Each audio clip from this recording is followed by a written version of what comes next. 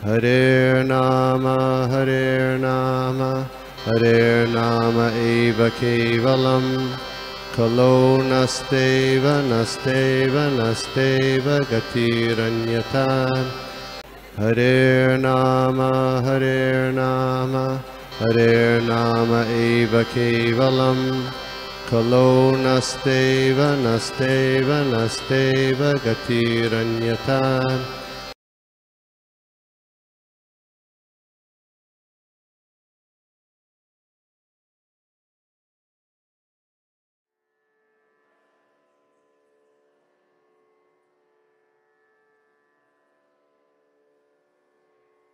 उसमें से श्लोका नंबर 23 पढ़ेंगे।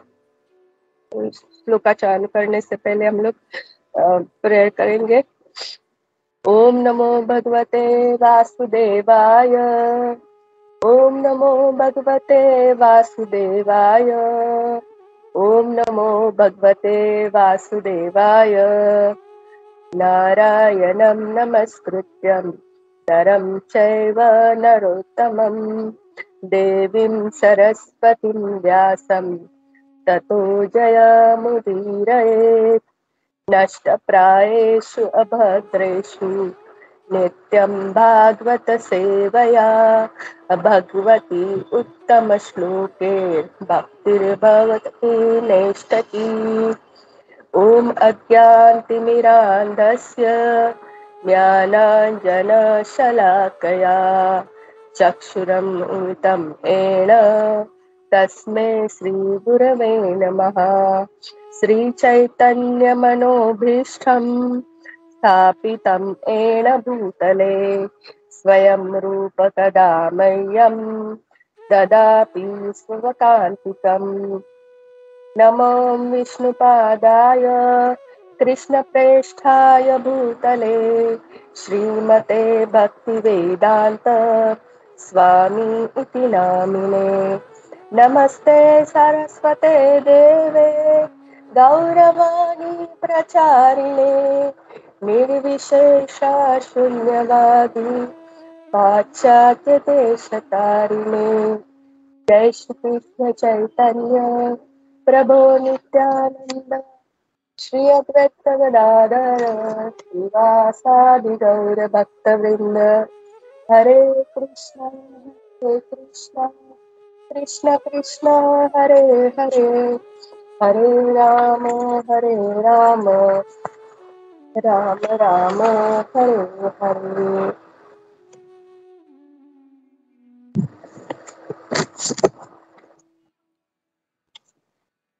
हरे कृष्णा।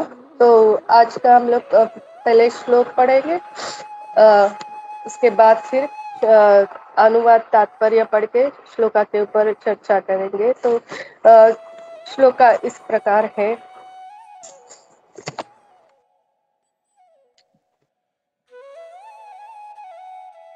अहो महीयसी जंतोर अहो महीयसी जंतोर जीविता जीवित यथा भवान् जीवित यथा भवान्।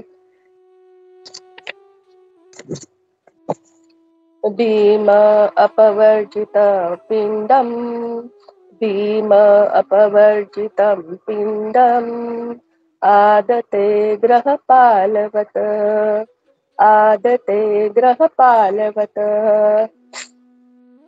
अनुवाद तथा तात्पर्य शिल प्रभुपाद द्वारा। शिल प्रभुपाद की जय। ओहो, जीव में जीवित रहने की इतनी प्रबल इच्छा होती है, निश्चय ही आप एक घरेलू कुत्ते के भांति रह रहे हैं और भीम द्वारा दिए गए झूठन को खा रहे हैं। तात्पर्य: साधु को कभी भी सुखमय जीवन बिताने की इच्छा से राजाओं या धनियों की चापलूसी नहीं करनी चाहिए। साधु को चाहिए कि वह गृहस्थ से जीवन के कटु सत्य के बारे में बताए, जिससे वे इस जगत में गंभीर जीवन के विषय में सचेत हो सके। धृतराष्ट्र गृहस्थ जीवन के प्रति आसक्त वृद्ध पुरुष थे। वृद्ध पुरुष के जीते जाते उदाहरण है। वास्तव में वे दरिद्र हो चुके थे, फिर भी वे पांडवों के घर में सुखपूर्वक जीवन बिताना चाह रहे थे। इनमें से भीमसेन का विशेष रूप से उल्लेख हुआ है, क्योंकि उसने धृतराष्ट्र के दो प्रमुख पुत्रों दुर्योधन तथा दुशासन का स्वयं वध किया था। ये दोनों पुत्र अपने छल कपट के कारण उन्हें अत्यंत प्रिय थे, और भीमसेन का विशेष उल्लेख इसलिए हुआ है क्योंकि उसने इन दोनों प्रिय पुत्रों को मारा था। तो धृतराष्ट्र पांडवों के घर में क्यों रह रहे थे? क्योंकि सारा अपमान सहकर भी वे सुखपूर्वक जीवन बिताना चाह रहे थे। अतः विदुर को आश्चर्य हो रहा था कि जीवित रहने की आशा कितनी प्रबल होती है। यह जीवित आशा सूचित करती है कि जीव शाश्वत है और वह अपने शारीरिक वास्थान को बदलना नहीं चाहता। मूर्ख व्यक्ति यह नहीं जानता कि उसे यह शरीर सीमित अवधि के लिए बंदी के रूप में बिताने के लिए मिला है, और मनुष्य शरीर तो अनेकानेक जन्मांतर के बाद मिलता है, जो भगवत धाम वापस जाने के लिए आत्म साक्षात्कार का सुअवसर होता है। लेकिन धृतराष्ट्र जैसे व्यक्ति लाभ सहित सुखी रहकर जीवित रहने की योजनाएं बनाते हैं, क्योंकि उन्हें असली रूप में ज्ञान नहीं होता। धृतराष्ट्र अंधे थे और वह जीवन की समस्त विषमताओं के बीच में सुखपूर्वक जीवित रहने की आशा लगाए हुए थे। विदुर जैसे साधु ऐसे अंधे व्यक्तियों को सावधान करने के लिए तथा शाश्वत जीवन बिताने के लिए भगवत धाम जाने में सहायता करने के लिए होते हैं। एक बार वहां जाकर कोई इस दुखमय संसार में वापस नहीं आना चाहता। अतः हम सोच सकते हैं कि महात्मा विदुर जैसे साधु को कितना उत्तरदायी पूर्वक कार्य करने के लिए सौंपा जाता है। हरे कृष्णा।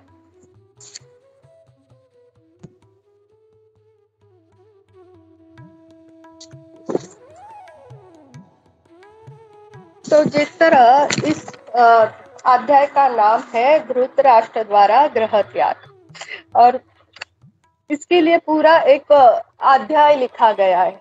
ये सिर्फ धृतराष्ट्र के विषय में नहीं है, अतएव ये सब जीवों के विषय में है। हम लोग भी उसी तरह फंसे हुए, जो भी भगवान की लीलाओं में जो भी कुछ भी होता है वो हमें सीख देने के लिए होता है। तो इसलिए इसके ऊपर पूरा एक अध्याय लिखा गया, और फिर किस तरह विदुर जी ने वो पूर्ण तरह जो माया में फंसा हुआ है उसे किस तरह से बाहर खींच के निकाला उसके बारे में बताया है।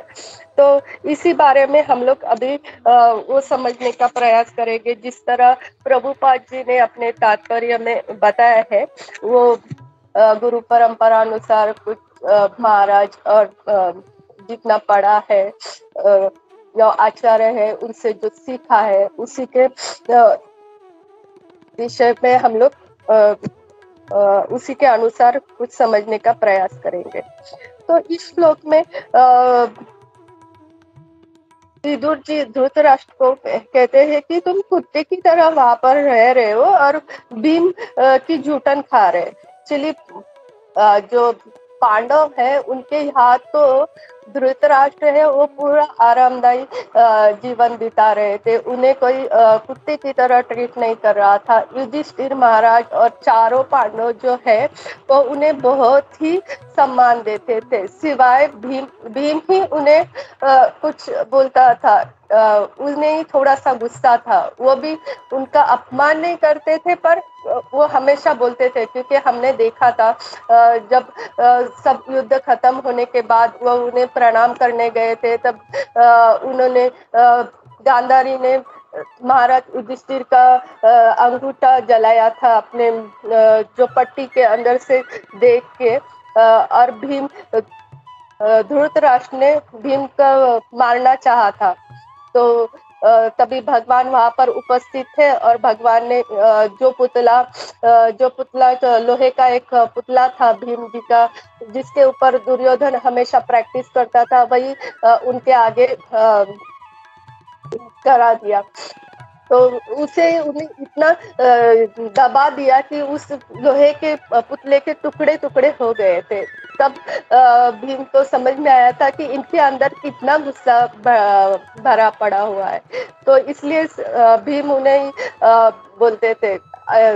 अदरवाइज तो किसी भी जो 4 पांडव है वो उन्हें बहुत सम्मान से, और युधिष्ठिर महाराज तो सबको पता है उनका स्वभाव कैसा था, उनका कोई भी शत्रु नहीं था, वो किसी से भी शत्रुता नहीं रखते थे।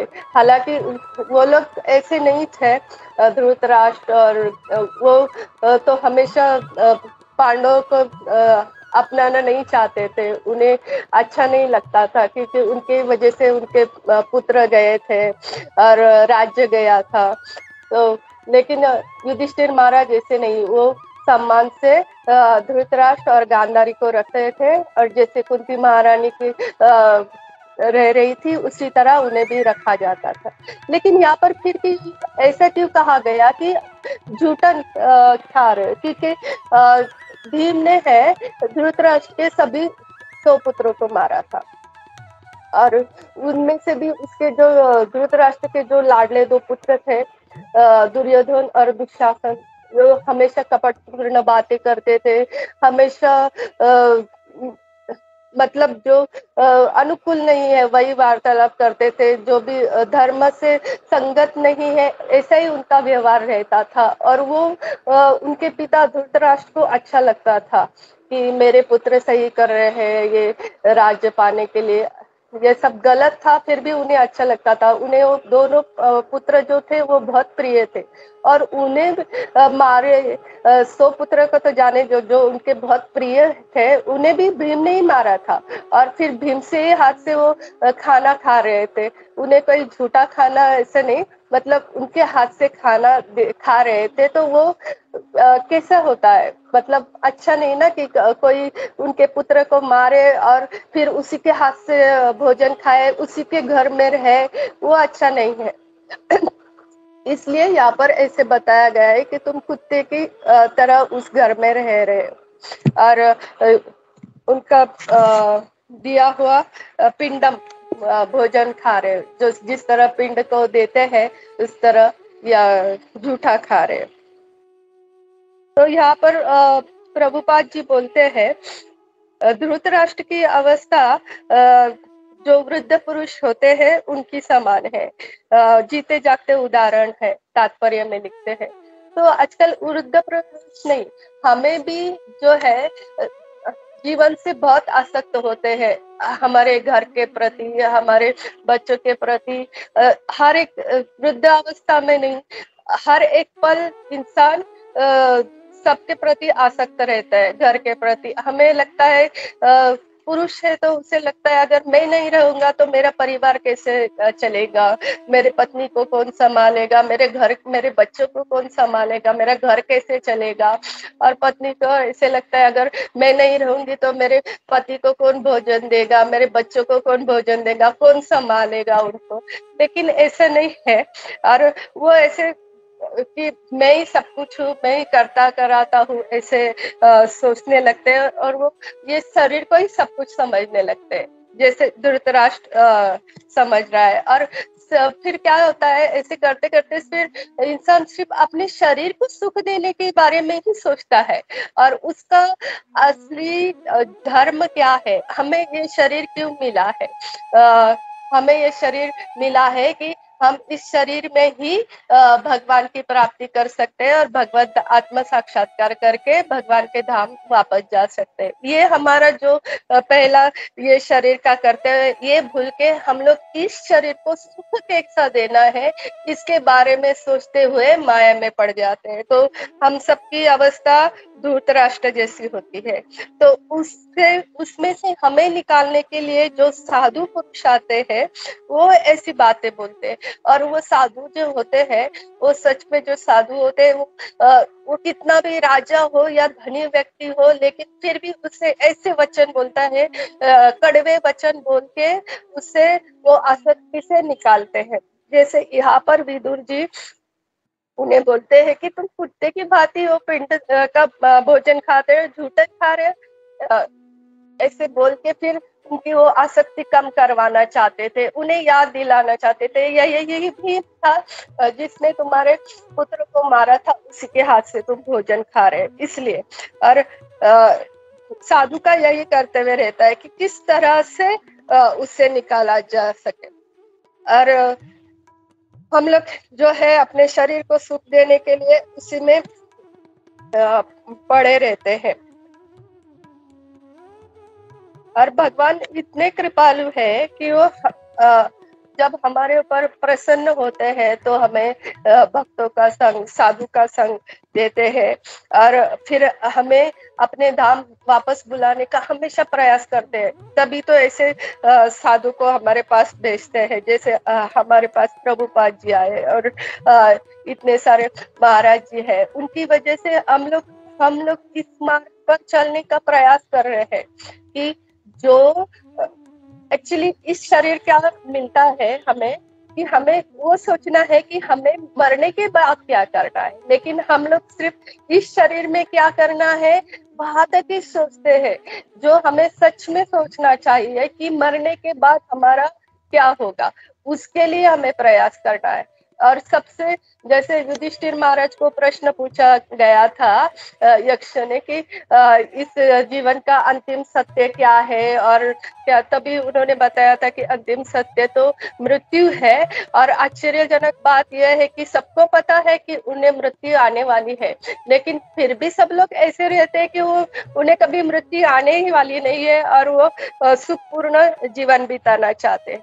लेकिन हमें प्रभुपाद जी की कृपा से इतना ज्ञान हो गया कि हमें मृत्यु आने वाली है, तो हमें उस तरह नहीं रहना चाहिए। मृत्यु के बारे में कोई बात नहीं करना चाहता, लेकिन जीवन का अंतिम सत्य है ये मृत्यु। तो मृत्यु के बाद आप कहाँ जाओगे, आप कौन सा शरीर धारण करोगे, आप कहाँ तक जाओगे, वो सब हमें प्रयास करना चाहिए। तो और समय इतना बलवान होता है कि नवयुगेंद्र महाराज जी बोलते हैं कि समय और समुद्र की लहरें कभी किसी का इंतजार नहीं करते, वो हमेशा चलते रहते, उसके अनुसार हमें चलना चाहिए। एक बार एक कथा में नवयुगेंद्र महाराज जी की महाराज जी एक स्टोरी बता रहे थे, वही कहती हूँ। एक बार एक राजा होता है, और वो अपने राज्यसभा में एक मूर्ख की भर्ती करना चाहता था। तो वो मंत्रियों का आदेश देते हैं कि हमारे सभा में एक मूर्ख की भर्ती होनी चाहिए। तो सब लोग को आश्चर्य लगता है, लेकिन फिर भी राजा का हुक्म था, तो फरमान भेजते हैं। सब जगह पता चलता है कि राज दरबार में मूर्ख की जगह खाली है। तो इतने सारे उन्हें लेटर्स आते हैं, एप्लीकेशन आते हैं, सब भर जाता है। तो राजा बोलते हैं मंत्री को आप पढ़ो। तो पहला आता है वकील का। तो वकील बोलता है कि महाराज मैं इतना मूर्ख हूँ कि आज तक मैं एक भी केस जीता नहीं, इसलिए ये जगह मुझे मिलना चाहिए। फिर दूसरा महाराज बोलते हैं दूसरा पत्र खोलो। तो दूसरे पत्र में एक डॉक्टर होता है, बोलता है मैं पेशे से डॉक्टर हूँ, लेकिन मैं मेरे पास जो भी पेशेंट आता है मैं उसे दवाई तो देता हूँ, लेकिन वो मर जाता है, इसलिए मैं बहुत मूर्ख हूँ, इसलिए मुझे राज दरबार में जगह चाहिए। तो महाराज बोलते हैं आप वो मत सब पढ़ो, ये सब धूर्त है, ये असल में मूर्ख नहीं, ये सब धूर्त है। तो मेरी आज्ञा है कि आप लोग सब जाओ और सचमुच जो मूर्ख है उसे ढूंढ के लाओ। तो सब लोग, पहले तो राजा की आज्ञा तो सब लोग मानते थे, आज के जमाने के जैसे नहीं, राजा की आज्ञा कोई नहीं मानता था। तभी तो हुकुम छाई थी। जैसे ही राजा ने फरमान सुना, जाओ मूर्ख को ढूंढ के लाओ, सब मंत्री लोग सब निकले और मूर्ख को ढूंढने लगे। तो एक मंत्री जो था वो जा रहा था, तो रास्ते में उसे क्या हुआ, एक आदमी दिखा, वो पेड़ के ऊपर बैठा हुआ था और पेड़ की टहनी के ऊपर इस तरह बैठा हुआ था कि जो टहनी है वो पेड़ से जुड़ी हुई होती है ना, तो वो उस तरफ ना बैठ के उसकी विपरीत दिशा में, आपने अगर शेख चिल्ली की कथा स्टोरी सुनी होगी, लेसन था, तो उसमें जैसे वो बैठता है कि जो पेड़ के साथ जुड़ी हुई होती है उसकी तरफ ना बैठ के उसके विपरीत दिशा में बैठा हुआ होता है और उस टहनी को काट रहा होता है। तभी मंत्री ऊपर देखता है, ये क्या कर रहा है? तो मंत्री बोल रहे हैं, अरे भाई तू ये क्या कर रहा है? तो बोल, दिख नहीं रहा है सूरज की रोशनी में मैं पेड़ काट रहा हूँ। तो मंत्री बोलता है, सही है, लेकिन तू इस तरह पेड़ काट रहा है तो तू गिर जाएगा। तो बोलता है, मुझे पता है मैं गिर जाऊंगा, इसीलिए तो काट रहा हूँ, मुझे नीचे उतरने के लिए आलस आ रहा है, इसलिए पेड़ काटूंगा तो मैं तुरंत नीचे उतर जाऊं। तो मंत्री को पता यही सही मूर्ख है, तो वो उसे पकड़ के राजा के पास लेके आता है और बोलते, महाराज आप इसके इंटरव्यू ले लीजिए, यही मूर्ख है। तो फिर राजा उससे कुछ प्रश्न पूछते हैं और वो राजा प्रसन्न हो जाते हैं कि उन्हें सचमुच का मूर्ख व्यक्ति मिल गया। और फिर राजा जब भी कहीं जाते थे उसे अपने साथ लेते थे और वो मूर्ख अपनी बातों से राजा को खुश करता था, वो उल्टी पुल्टी बातें करता था और राजा को अच्छा लगता था, क्योंकि सब शहरों में एक मूर्ख आ जाए तो हास्य उत्पन्न होता था, राजा खुश होते थे। और उसे राजा ने बहुत सारे मेडल्स दिए थे, गोल्डन सिल्वर, हर एक मेडल उसके पास था और उसे एक उपाधि भी दी, मूर्खाधिपति। और वो राजा बहुत खुश थे। फिर एक बार काल जैसे गुजर जाता है, राजा का अंतिम समय निकट आ गया।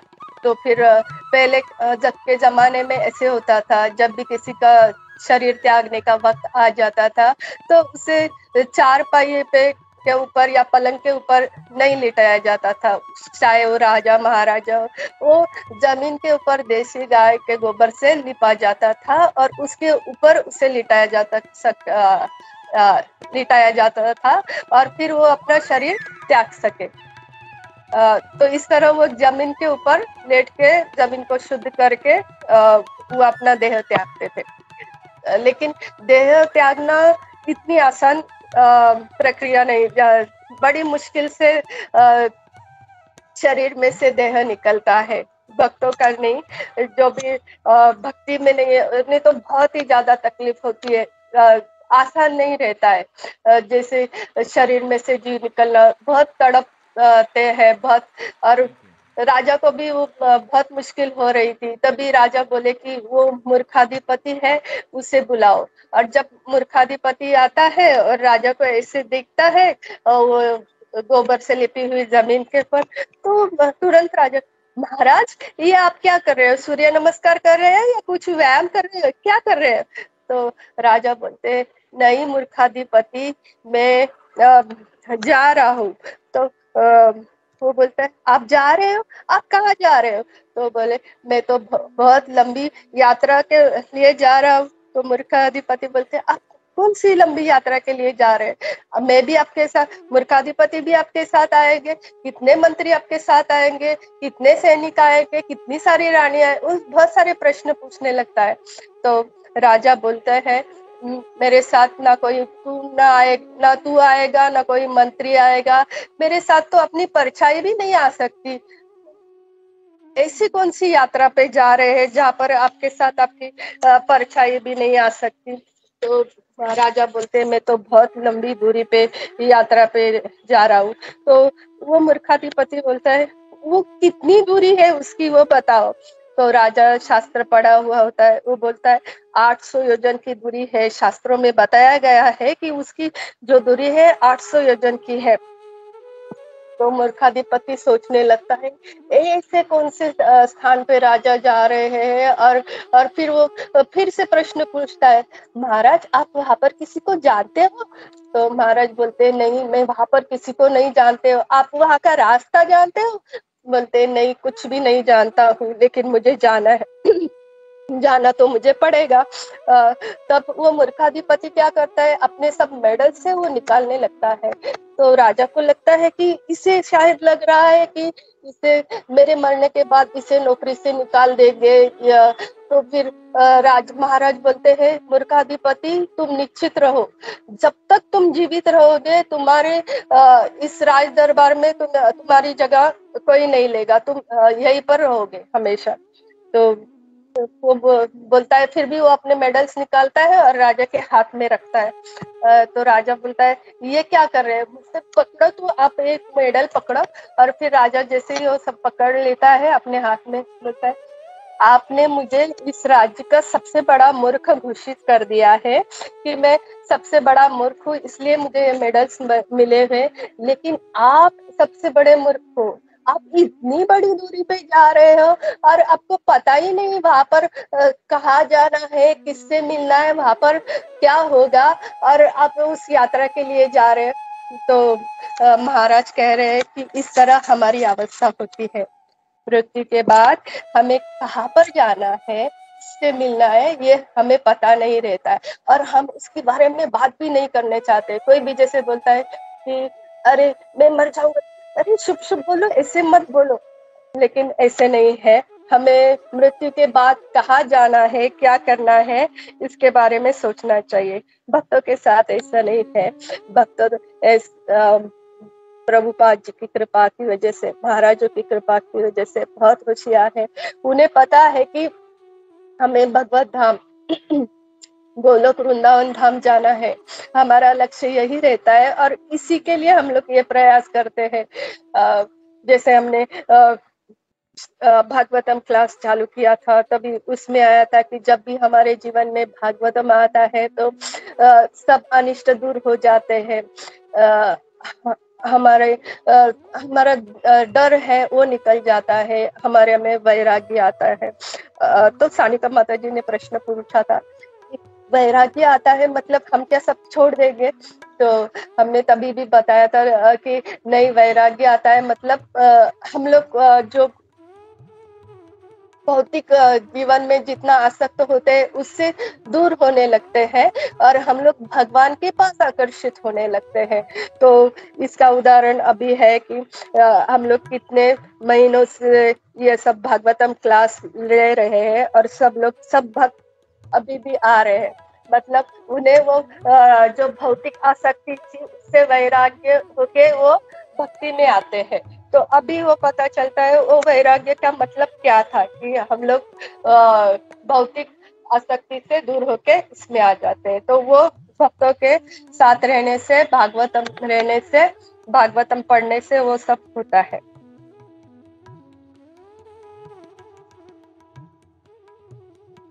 तो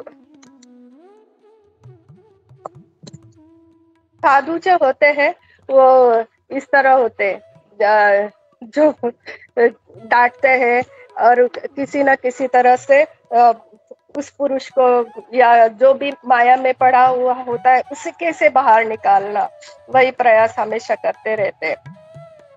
और विदुर जी को ये काम सौंपा गया था। विदुर जी जो धृतराष्ट्र था वो इतना असक्त था, वो यही सोचता था कि कुछ नहीं है, हमें तो भी वृद्ध हो गए।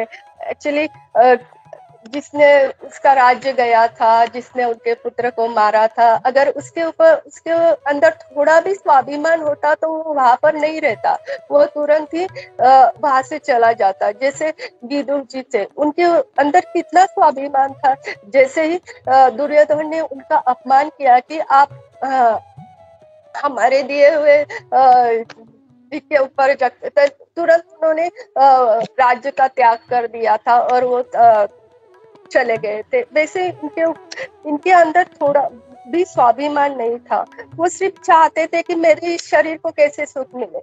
भले ही जो पांडव थे भीम ने उनके सारे पुत्रों को मारा था, युद्ध में इनकी विजय हुई थी, लेकिन फिर भी उनके घर में इन्हें रहने के लिए सुख से मिल रहा है, उनके शरीर को कुछ तकलीफ नहीं होती, उसमें वो खुश थे।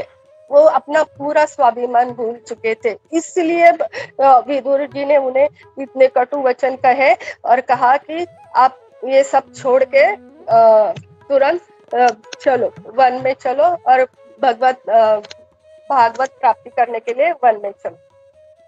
तो ऐसे होते हैं साधु के साधु जो हमें कटु वचन बोल के भी भगवत धाम लेने के लिए प्रयास करते हैं। तो इस श्लोका में हमने क्या देखा, तो इस श्लोका में हमने 3 चीजें देखी। एक तो साधु का स्वभाव, वो ये नहीं देखता ये कि कितना राजा है, धनी है, वो साधु है, वो कटु वचन बोलते हैं और वो हमें सीधे रास्ते पे चलाने का प्रयास करते हैं। वैसे ही जो भक्त होते हैं, वरिष्ठ भक्त होते हैं, वो भी कभी हमें डांटते हैं, चिल्लाते हैं, तो वो हमें हमारे अंदर कुछ गलतियां होती है वो निकालने के लिए प्रयास करते हैं। उसके लिए हमें बुरा नहीं मानना चाहिए। उन्हें यही लगता है कि सब लोग सीधे, मतलब सब लोग में कुछ त्रुटि ना रह जाए, तो इसलिए वो डांटते हैं, चिल्लाते हैं और वो प्रयास करते हैं कि ये सही से एकदम परफेक्ट होके भगवत धाम जाने की यात्रा के लिए तैयार हो जाए। इसलिए वो हमें इसके लिए पहला तो आया साधु का स्वभाव, दूसरा आया धृतराष्ट्र। धृतराष्ट्र की अवस्था कैसी होती है? सिर्फ वृद्ध नहीं, हमारी सब जीवों की ऐसी अवस्था होती है धृतराष्ट्र जैसी। इस जो संसार है, शरीर है, उसे मैं मान के इसी में चिपक के रहना, और जो शरीर का मुख्य कार्य है कि हमें भगवान को प्राप्त करना, भगवत धाम जाना, वो नहीं करके हम लोग माया में यहीं पर फंस जाते हैं शरीर की सुख सुविधा का भोगने के लिए। और तीसरा यह है कि भगवान की कृपा, भगवान कितने कृपालु होते हैं, जो वैष्णव अपराध करने वाले जो है, हर एक चीज, चाहे वो राक्षस हो या कुछ भी, हर एक जीव को अपने पास फिर से बुलाने का प्रयास करते हैं। तो इनके लिए भी भगवान अपनी कृपा से विदुर जैसे महात्मा पुरुष को भेजते हैं और हर एक जीव को अपने पास बुलाने का प्रयास करते हैं। तो भगवान इतने कृपालु हो, वो किसी ना किसी माध्यम से हमें अपने पास बुलाने का प्रयास करते। सिर्फ हमें वो मार्ग चुनना है कि हमें कौन से मार्ग पे जाना है। भगवान तो हमारे पास बहुत सारे ऐसे ये रखते हैं, प्रयोजन रखते हैं, इस मार्ग से आओ, इस मार्ग से आओ, लेकिन हमें हमेशा उसमें से अच्छा मार्ग चुन के साधुओं का संग करके भगवत धाम जाना चाहिए। हरे कृष्णा। तो यहाँ पर मैं रुकती हूँ। मुझसे अगर कोई गलती हो गई है तो प्लीज मुझे क्षमा कर देना। हरे कृष्णा। जय श्रील प्रभुपाद।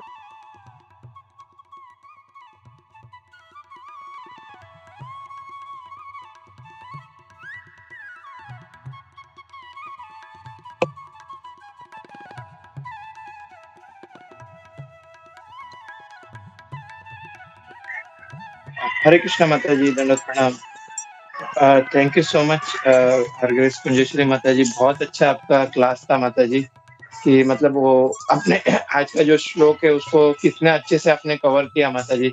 जैसे साधु संघ के बारे में, एंड कल जैसे कि केशव भारती प्रभु जी ने जो जहाँ पे उन्होंने रुकाया था क्लास को, फ्रॉम दैट वहां से आपने वो कंटिन्यू करके, मतलब किस तरह वो जो अपने धृतराष्ट्र महाराज जो थे वो किस तरह मतलब वहां पे रह रहे थे, और जैसे प्रभुपाद जी का जो पर्पट है, और आपने जो स्टोरी सुना के माता जी, इट वाज वेरी इम्पोर्टेंट, मतलब कितना इम्पोर्टेंट है, मतलब किस तरह मतलब हमें देह त्याग करना चाहिए। There are so many points you covered माता जी, so thank you so much माता जी।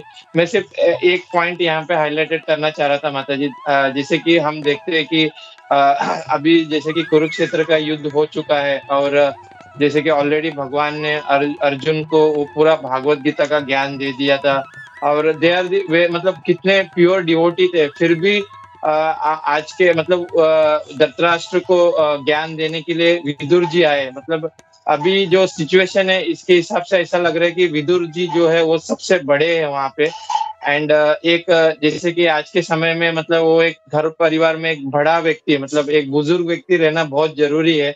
वो ताकि अपनी जो आगे की जो पीढ़ी है उनको ज्ञान दे सके।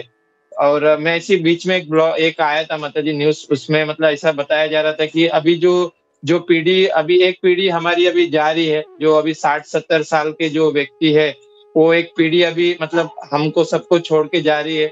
तो आगे की पीढ़ी बहुत मतलब आने वाली है, मतलब उनको कुछ नॉलेज आया रहेगा नहीं, बिकॉज़ ये जो एक पीढ़ी है जिसमें मतलब हमारे जो दादा-दादी वो सब मतलब हमें अभी भी सिखाते हैं, मतलब वो हर एक व्रत के बारे में, how we have to lead the life. But वो एक पीढ़ी जाने के बाद आगे की पीढ़ी पता नहीं किस तरह से, बिकॉज़ जो उसको नहीं ग्रहण कर पा रहे वो सब, तो आगे की जो पीढ़ी है वो भी मतलब कुछ सीख नहीं पाएँगे। तो यहाँ पे जैसे कि इतने मतलब बड़े डिवोटीज़ मतलब युधिष्ठिर महाराज पंच पांडव होने के बावजूद भी आज वो जो वरिष्ठ व्यक्ति जो विदुर जी जो है वो मतलब उनको ज्ञान दे पा रहे धृतराष्ट्र जी को। तो उसी तरह बोलते हैं कि मतलब हमें भी मतलब हमारे जो बुजुर्ग जो है दादा-दादी उनका मतलब एटलीस्ट हमें वो अनुसरण करना चाहिए, उनके ज्ञान जो भी वो देते हैं, उनको हमको ग्रहण करना चाहिए ताकि हम हमारी आगे की पीढ़ी को हम वो बता पाएँ माताजी।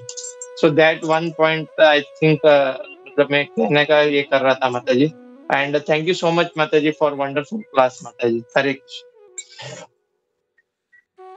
All glories to Srila Prabhupada. प्रभु जी, आपने सही कहा, लेकिन यहाँ पर विदुर जी जो है वो धृतराष्ट्र से छोटे, मतलब पांडु से भी छोटे थे। वो घर में वो तीनों भाई, धृतराष्ट्र, पांडु और विदुर, वो सबसे छोटे थे विदुर जी। और फिर भी वो, लेकिन वो ज्ञानी थे। और फिर जब जैसे ही उन्हें वो ग्रह त्याग देते हो तो वो मैत्रेय ऋषि के पास जाते हैं और उनसे भागवतम सुनते हैं, तो उनके अंदर भक्ति भाव भी आ जाता है। और भगवत कृपा से, भगवान की प्रेरणा से, फिर जैसे एक वैष्णव का स्वभाव क्या रहता है कि जैसे हम लोग भक्ति में लगे हैं, हम जिस तरह प्रयास कर रहे हैं फिर से भगवत धाम जाने के लिए, वैसे ही सबको करना चाहिए। किसी को यहाँ पर नहीं रहना चाहिए। हम लोग करते हैं ना ऐसा, हमें कितना बुरा लगता है। हम जैसे भक्ति में आते हैं कितने खुश होते हैं, और हम जानते हैं कि हमारे जीवन का लक्ष्य क्या है, लेकिन हमारे परिवार का कोई नहीं करता है, तो हम लोग बार बार यही प्रयास करते हैं कि मेरे परिवार के कैसे में इसमें आ जाए। तो ऐसे ही विदुर जी है, वो भी अपने बड़े भाई को अपना कर्तव्य समझ के आ गए और बड़े भाई और भाभी को फिर अपने साथ लेके गए। और अगर किसी का कुछ कमेंट है, यस सुजाता। हरे कृष्णा माता जी, दंडोत प्रणाम माता जी। आपका क्लास बहुत बहुत अच्छा था। आपका जो एग्जाम्पल समुद्र और समय का वो भी मेरे को बहुत अच्छा लगा, और आपने जो राजा का भी एग्जाम्पल बताया, राजा और मूर्ख का, वो भी मेरे को बहुत अच्छा लगा। और माता जी मेरे को एक क्वेश्चन पूछना है, जो विदुर जी है तो वो भी पार्षद थे क्या भगवान के? हमने कई श्लोक पहले से पढ़ा है कि विदुर जी है वो स्वयं यमराज जी है।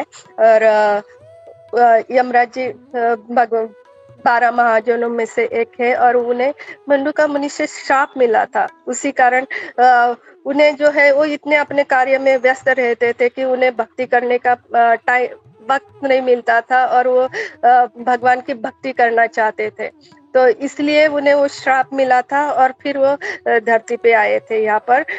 भगवान की इस लीला में जब भगवान थे उसी वक्त आए, तो उन्हें भगवान को देखने को भी मिला, भगवान का संग भी मिला, और फिर वो भगवान की भक्ति भी करने लगे। हरे कृष्ण। ओके माता जी, थैंक यू सो मच, आपने बहुत अच्छे से एक्सप्लेन कर दिया। हरे कृष्ण माता जी, दंडोत प्रणाम। हरे कृष्ण माता जी, दंडवत प्रणाम माता जी। क्लास बहुत बढ़िया था, बहुत अच्छा था। एग्जाम्पल्स आपने अच्छे दिए थे प्रॉपरली, और एक्सप्लेनेशन भी बहुत बढ़िया दिया। थैंक यू माता जी, थैंक यू वेरी मच। हरे कृष्णा। हरे कृष्ण।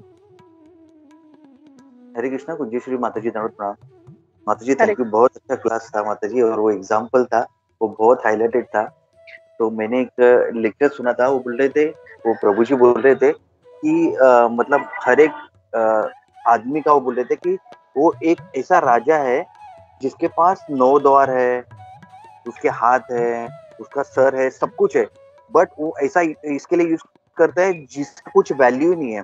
जिस चीज के लिए उसको शरीर मिला है, उसका वो जो जिस काम के लिए उसको चीज मिला है वो यूज ही नहीं कर रहा है, उसका अलग तरीके से यूज कर रहा है, जिसके लिए वो सबसे बड़ा मूर्ख है।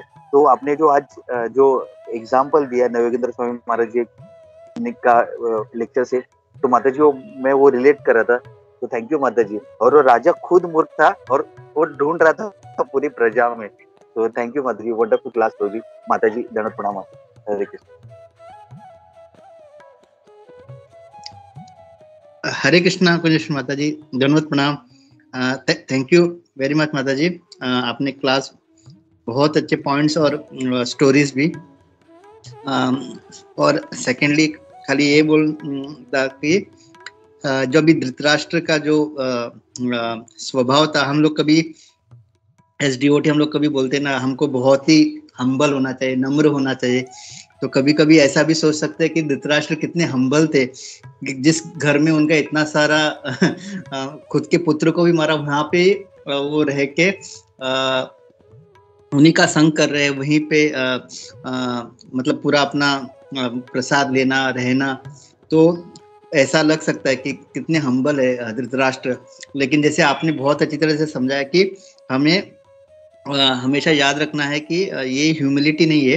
ह्यूमिलिटी जब अपना इंटेंशन के, अगर कृष्ण कॉन्शियसनेस के लिए हम लोग भक्तों के बीच में रह के अपमान वगैरह सह सकते हैं, that is humility.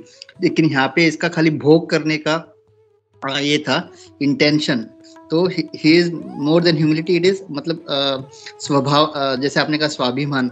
So he was more of shameless, मतलब इतने वो अंधे थे कि उनको पता भी नहीं चल रहा था कि वो कितने शेमलेस है, कि जिन लोगों को मारने का कोशिश किया और जिन लोगों ने उसके बेटों को मारा, वो वहीं पे रहने के लिए रेडी है। So this is a difference, मतलब ह्यूमिलिटी और स्वाभिमान का। तो ये पॉइंट आपने बहुत अच्छी तरह से समझाया माता जी, थैंक यू सो मच। हरे कृष्णा, दंडवत प्रणाम। हरे कृष्णा प्रभु, अलगरिष्ठ शिला प्रभुपाद, प्रेम सखा प्रभु। हरे कृष्ण माता जी, दंडवत प्रणाम, बहुत बहुत धन्यवाद प्रणाम। आपको धन्यवाद भी है, आपका तबीयत खराब होने का बावजूद भी आपने इतना अच्छा क्लास दिया, बहुत ही अच्छा, बहुत से सारे पॉइंट थे। तो आपने जैसे बताया जो एक्चुअली कृष्ण भक्ति में हमको वैराग्य होना चाहिए, तो मैं छोटा से एक पॉइंट ऐड करूं वहाँ पे। माता जी, सिर्फ क्या वैराग्य होने से ही नहीं होता है। वैराग्य मतलब हमने लोग दिखाना वैराग्य बोलेंगे, हमने तो सब कुछ छोड़ दिया, अटैचमेंट छोड़ दिया। तो उसमें मैंने एक लेक्चर में सुन रहा था, वैराग्य मतलब वही होगा, मैंने दिखाने का वैराग्य नहीं, मतलब भगवान के प्रति बहुत से सारे आकर्षण होना चाहिए है, तब जाके वो वैराग्य होता है। जैसे चैतन्य चरितमृता मध्य लीला में बताया गया 20.97 में, अनुकूलस्य संकल्प प्रतिकूलस्य विवर्जनम, मतलब कृष्ण भक्ति का जो अनुकूल विषय है वो ग्रहण करना है, और कृष्ण भक्ति का जो प्रतिकूल होता है वो विषय को त्याग देना है। तो जैसे हम लोग जानते हैं वैराग्य दो प्रकार का होता है, फल्गु वैराग्य और युक्त वैराग्य। तो फल्गु वैराग्य जो होता है, कोई कोई जो लोग दिखाने वैराग्य बोलता है जो कैसे मतलब उसके मन में एक है और करता है एक, मतलब डिजायर, अंतर में एक डिजायर होता है, वो क्या है लोग दिखाना होता है, लेकिन उनको भोग करने का आकांक्षा रह जाता है।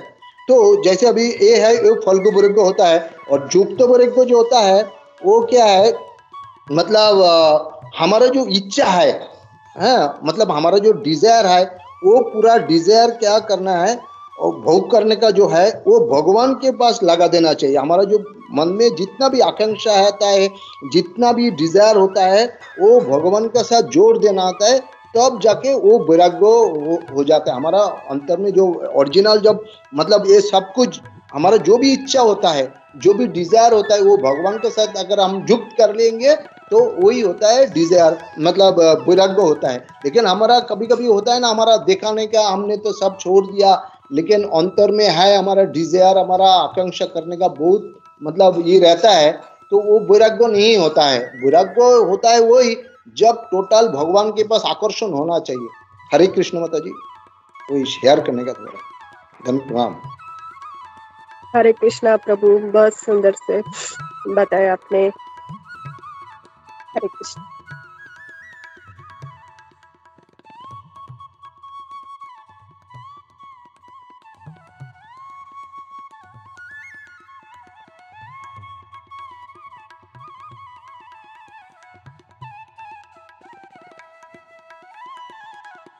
हरे कृष्णा, अगर किसी के कोई कमेंट्स नहीं है तो मेरे बहुत सारे पॉइंट्स रह गए थे, उसमें से दो तीन महत्वपूर्ण पॉइंट्स है, वो मैं कहना चाहती हूँ कि इस श्लोक में हमने और क्या सीखा कि मृत्यु के बारे में कोई भी स्मरण नहीं करना चाहता, उसके बारे में बोलना नहीं चाहता, लेकिन हमें हमेशा ये याद रखना चाहिए कि हमें ये शरीर छोड़ना है, हमें मृत्यु आनी है, और उसके बाद हमें क्या करना चाहिए, मृत्यु को सुलभ बनाने के लिए क्या करना चाहिए, हमें हमेशा कृष्ण का भजन करना चाहिए। जैसे भगवत गीता में भी भगवान बोलते हैं कि जन्म मृत्यु जरा व्याधि ये सब इस शरीर में आने ही वाला है। हम लोग इस मृत्यु लोक में है, यहाँ पर मृत्यु आने वाला है और ये कष्टमय जीवन सबको भोगना है, तो हमें सहन करना सीखना चाहिए।